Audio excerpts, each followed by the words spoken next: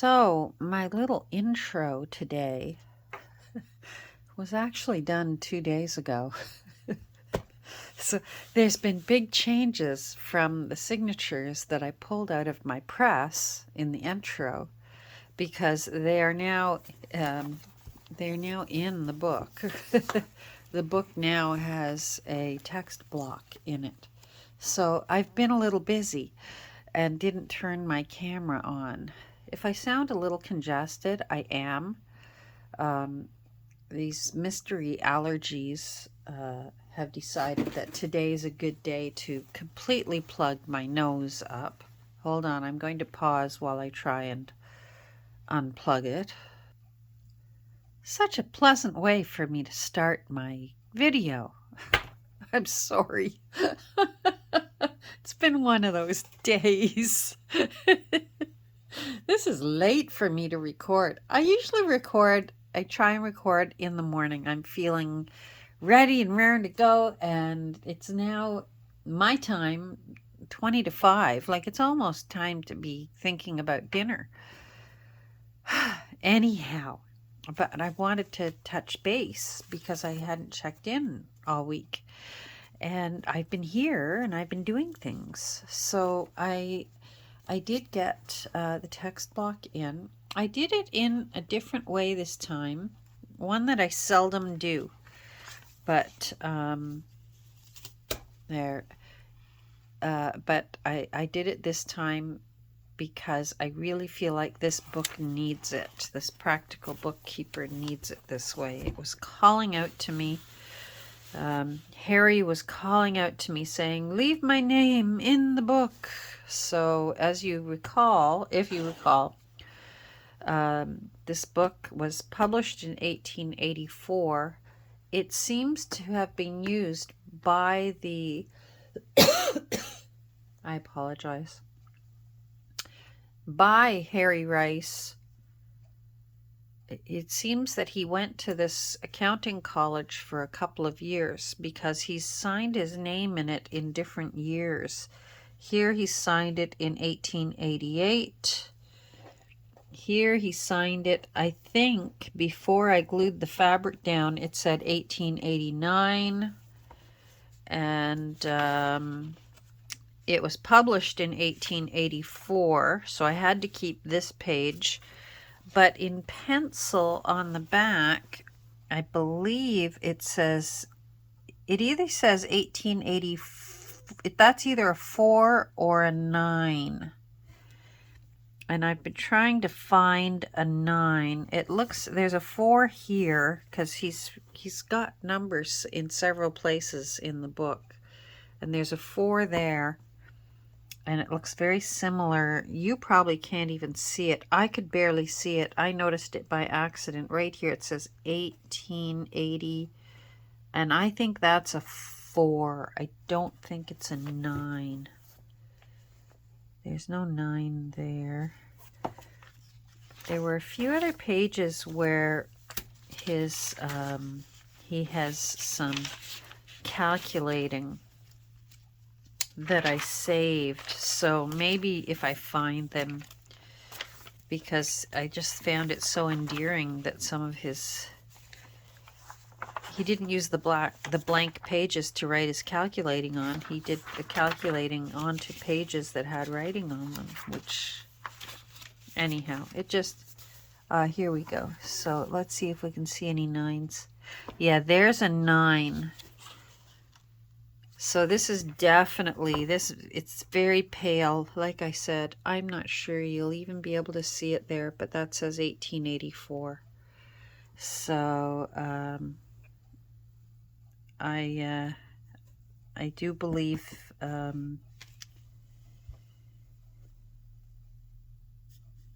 that's our town. So he might have got the book when it first came out and then went to the college later. Maybe he was working through the book himself and then decided, I need to go to college, and moved to Toronto for while he took the accounting courses, and then I know for sure he came back to our town, and he lived here the rest of his life and died here, and he's over in our local cemetery, so I know he's over there. I'll be over there one day too. Maybe he and I'll be waving at each other from across the field, and he'll say, "Thanks for making my book into a journal." There are lots of people in that cemetery that are either going to be very happy with me, or they're all going to sit me down and have a talk and say, "Oh, those were our books." I think they're going to be very happy. Personally, I think they're going to say, "Thanks for giving our books new life," because they were gathering dust or they were going in the burn pile. And instead, they got loved and used and made beautiful. That's what I think. Anyhow, I rarely put in a text block like this. But I really loved all the times that he wrote his name in his book. So that's one of the reasons why I really wanted to leave the original paper on the inside cover. I wanted to leave that there. And I usually, one of my favorite things to do when I'm making a journal out of an old book is choosing new papers to go on the inside. I love doing that. But in this case, just something inside me was saying, leave this alone. I loved the back because I loved the spilled ink. There's spilled ink up here, there's spilled ink here, and it blotted to over here, so you can see that those were together when that ink spilled.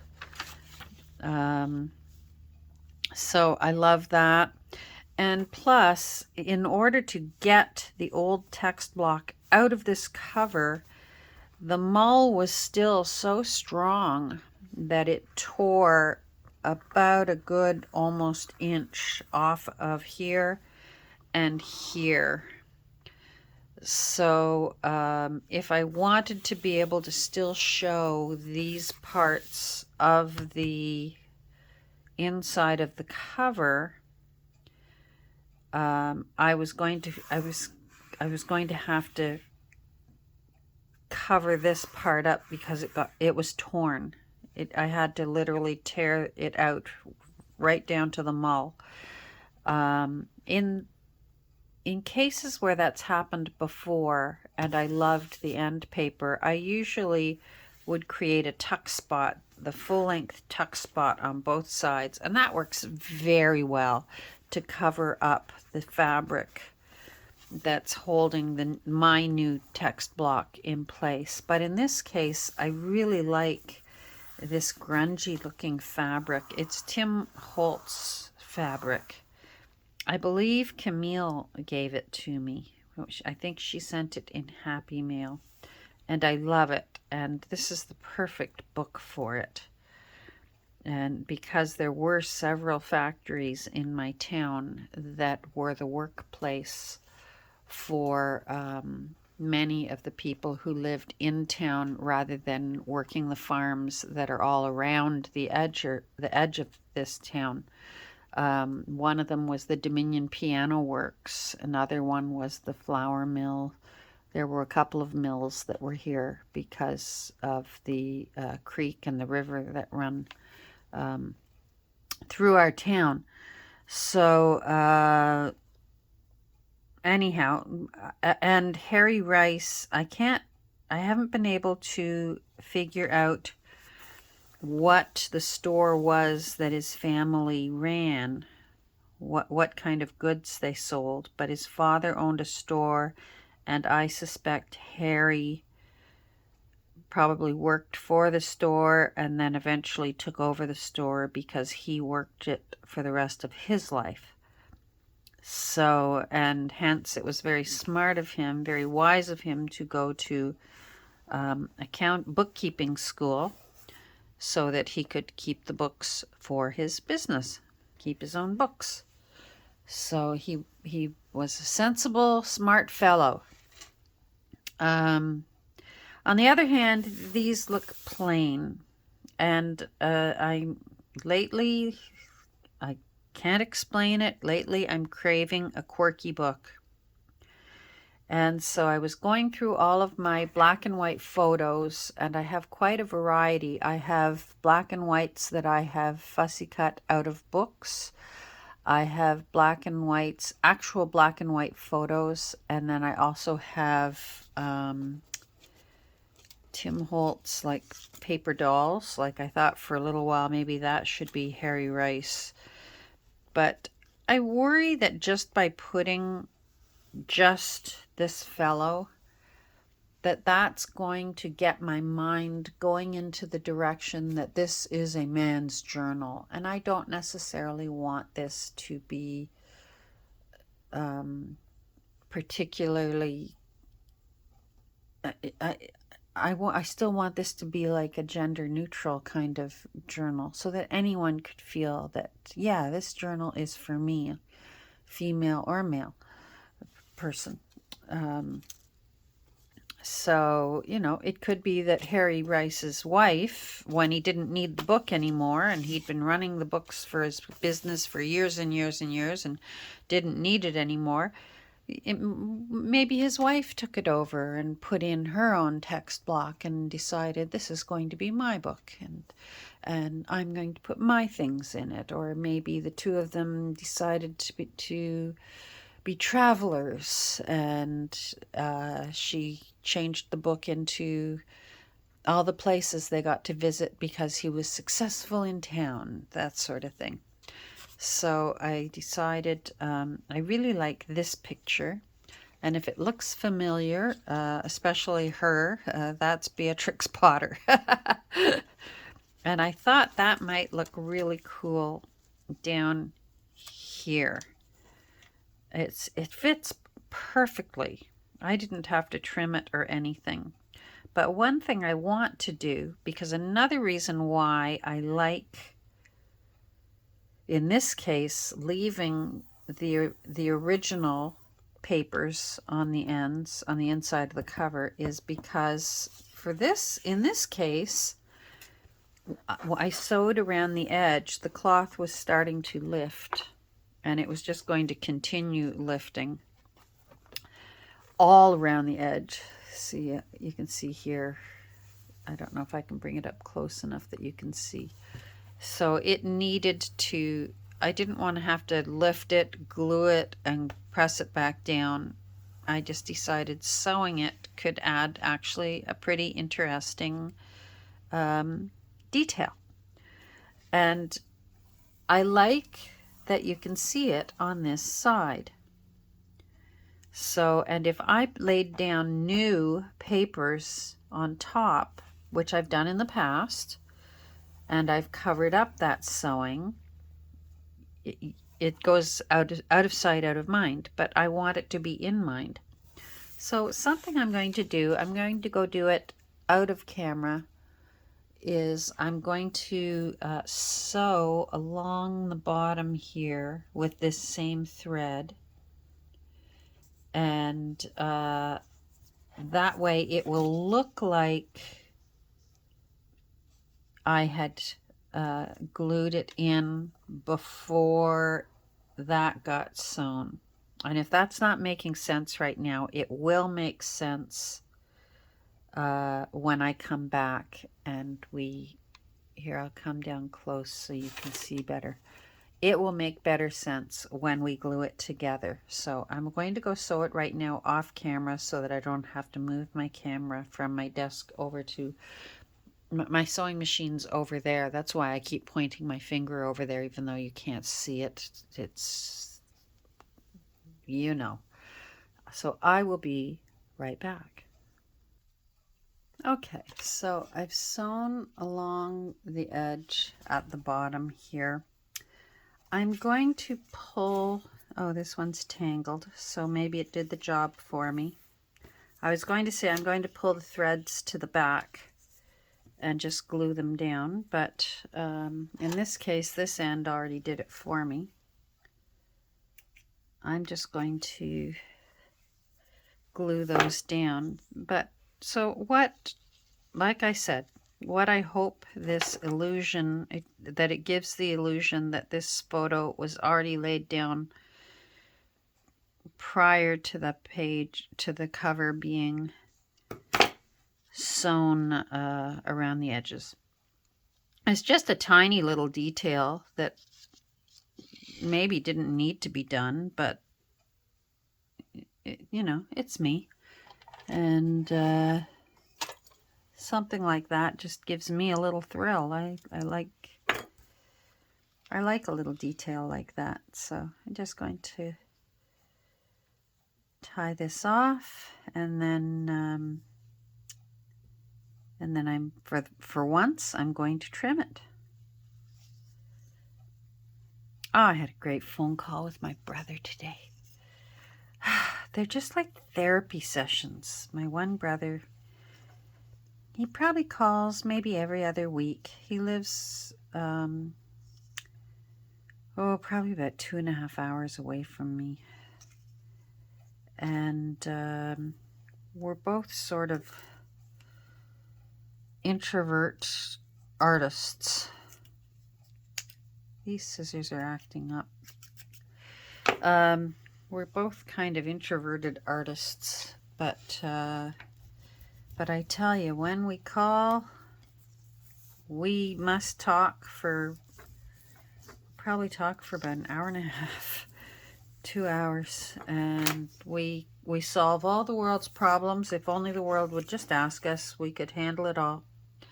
And we could just get everything dealt with, and the world would live in peace, and so would we. I'm just going to give that thread a little bit of aging.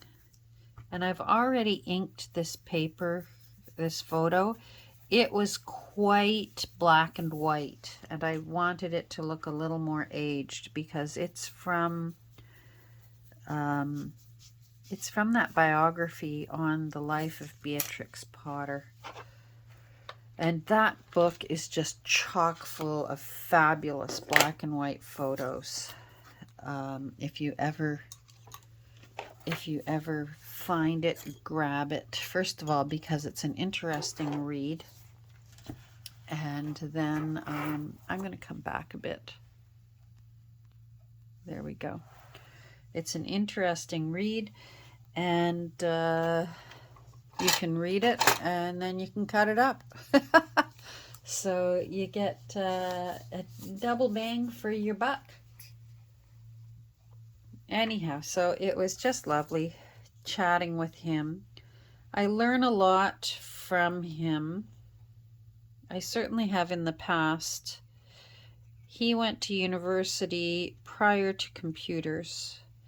So his essays, I think I've mentioned this in the past, but if you haven't heard this story, then it'll be new to you. And if you have heard this story, then you know what to do. Fast forward or move on to the next video. But when he was getting his BA in fine arts, his essays, they had to be typewritten. You couldn't hand in an essay handwritten. It had to be done on a typewriter, and it had to be done certain space with certain room in the margins so that the professor could write notes and remarks. And I knew how to type, so he paid me $1 a page, and I typed all his essays for his honors BA in fine arts, and I feel like that's how I earned mine. I remember a lot of his essays and what I learned. He was, in fact, we were talking about art today, and he was discussing something about the artist Jack Bush, and how he chooses the colors that he works with in his paintings, or worked with. And I said, oh yeah, I remember that essay. And he went, wow, you remember that? And it was just fun, because I would have been in grade 9 or 9th grade, depending on where you live. And he was in University of Toronto. I'm not sure what year. Oh, see there, that's actually a thread off the cover. I thought it was a thread from, I don't want to keep pulling that. There, that's good. You know what? I actually glued that down like a pocket, but I don't know whether I necessarily want it to be a pocket. I'm going to think about it. I may run some glue underneath and just glue it down because it's not protected. I'm going to think about that. Anyhow, because he eventually went on to Teachers College and became a high school art teacher and then head of the art department. And so when I do have questions about painting and various other things that have to do with art, first of all, I try and do the research myself. I'm a voracious autodidact. I love to learn things for myself. And sometimes when I haven't been able to find the answer I'm looking for, if it's concerning art, he's my go-to. And he was my go-to today. And so we had a big, long talk about that, and amongst other things. And anyhow, I just call it my therapy session, and he does likewise. So I played in this before I put it completely together and sewed it. This was a challenging book text block to put together. It fought me the whole way, but I won. Isn't it funny how I can sew together a 13 signature text block and not blink an eye, and then this one only has 5, and every step of the way a thread was getting knotted, or the needle came out the wrong hole of the template, or any number of things happened that it was just acting up. But it's in now, and I'm happy. I glued this down. It's a little bit wrinkly because the glue stretched the fabric. I wanted it to be extra floppy, and so I didn't put paper behind. I didn't put a layer of paper behind my fabric. I just laid it in with the fabric.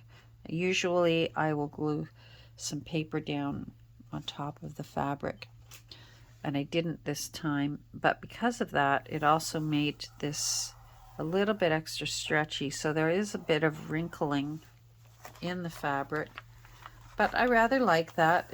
Here you can see some of those wrinkles. See what I mean? But it's one of those books. First of all, there's puckering here anyway, so it matches this puckering because I didn't do that. Either Age did it or Poor Publishing did that. We'll never know. Maybe an actual professional bookbinder would know about this bubbling here. It seems to me it looks like no glue got there. And same with right here. There's a huge one right here. Anyhow, I like the look of it. I think it just adds to the grunginess of it.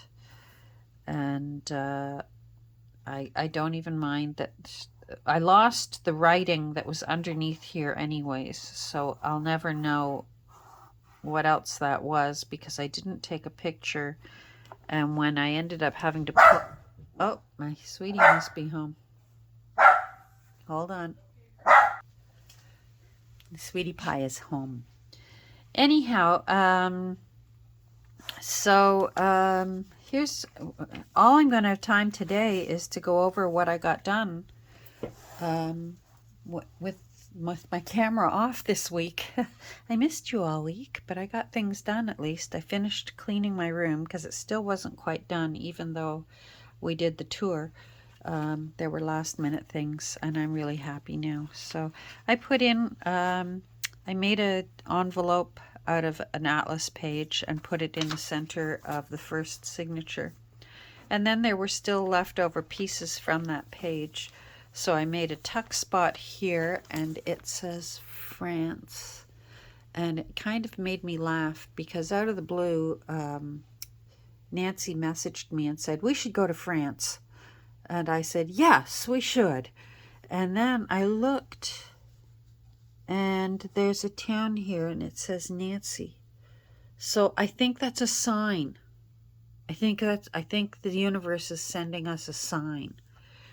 Anyhow, there's an extra map here that was on the same page that didn't get used for the envelope, and it was a little thing of Paris.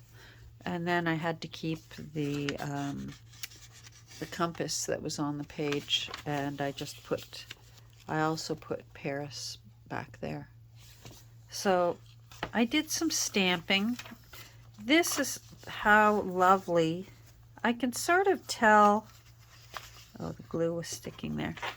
I can sort of tell that maybe I shouldn't be so hard on myself when I say I'm the world's worst stamper, because it could be that I'm kind of a crummy stamper because I've been using bad ink pads, because this is that new ink pad, that VersaFine that I was telling you I love so much. I just love the VersaFine Claire ink pads. So this, I told you, it's not quite black. It's as close to between brown and black as you can get. And I love it. And that is so beautiful and so clear. It just makes me really happy. Let's come down and let's look at it. Look at that. Ah. Oh. So that's the VersaFine Claire, and this color, in case it's blurry, is Fallen Leaves. And I'm in love. What can I say? And I did a few areas where I stamped like that. Of course, can I find them now? Oh, here, I stamped this one by accident upside down, so I'm rather proud of that, because that still leaves me in the category of the world's worst stamper, because that shouldn't say on, it should say no for number. Nombre. But no, I stamped it upside down. Oh well. And then, where else? I did some more stamping. I was happy with the stamping, and it made me want to do more, especially with that color. It's pleasing me.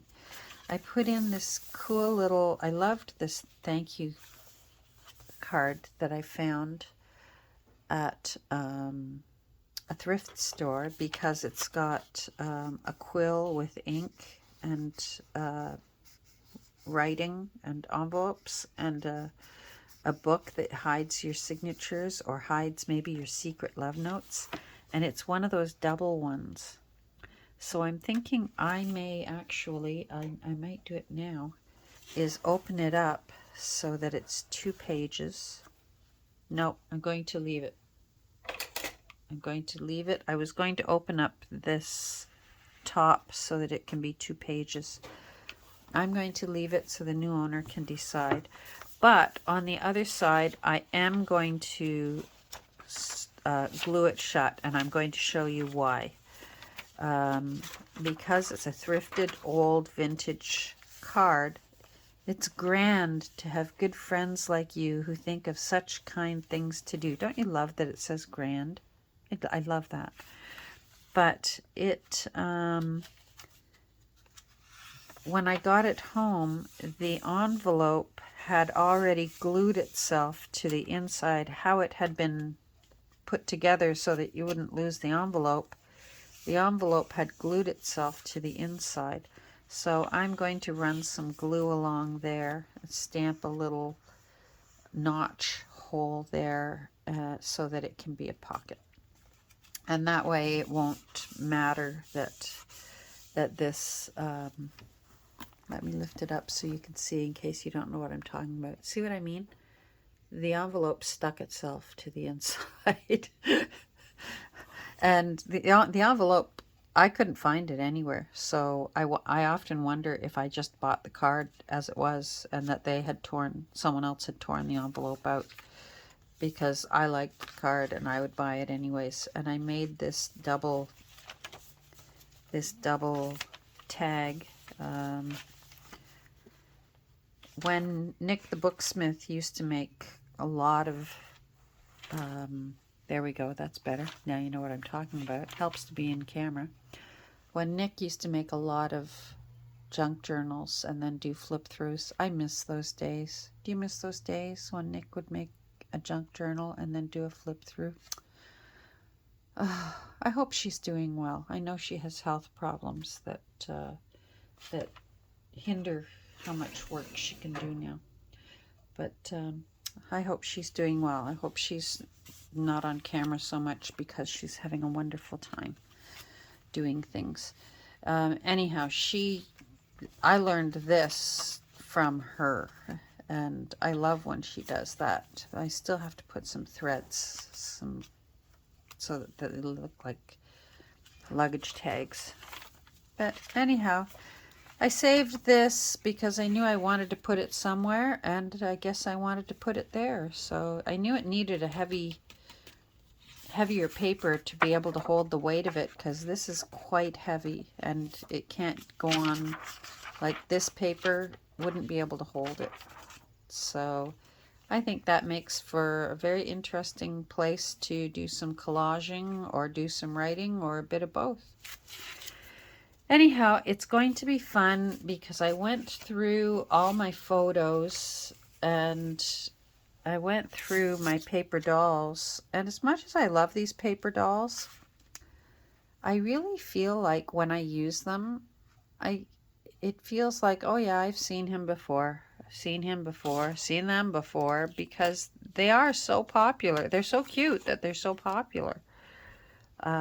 Whereas when I get photos and cut them out of books, whenever I see black and white photos in books and I cut them out, I feel like they're more unusual. This one's an actual photo, so I'm going to put it in. And that maybe these are just the, growing up. And maybe that's Harry and his wife on an anniversary or something. So I'll be putting those in somewhere. And I found this one. This was, I try and figure out what book I cut them out of, because I thought that was interesting with the hand painting on the black and white. And then I found this in with the stuff, and I think this must have come from Happy Mail from someone. And I tried to do a reverse image search to find out if maybe this fellow was famous or something, but Google didn't know who he was, and I think he's just got a lovely face. So, and it was already folded up like this, and you can tell that it was being held together. Somebody had it being held together with a rusty paper clip, so I'm going to have to do that again. I've got rusty paper clips, so I'm going to have to hunt one down and put it on there and stick it somewhere so that it just looks like it was always that way. And then he can forever be a mystery. Maybe he's Harry. Who knows? Maybe he's Harry's dad, who started the store that Harry took over. Who knows? And then I felt like I want to put a pocket in from a library catalog. So that's going to go in.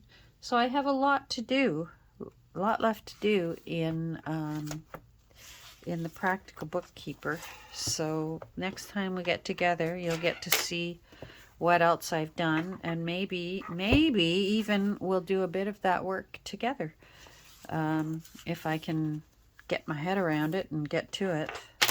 Sometimes that's just easier said than done these days for me.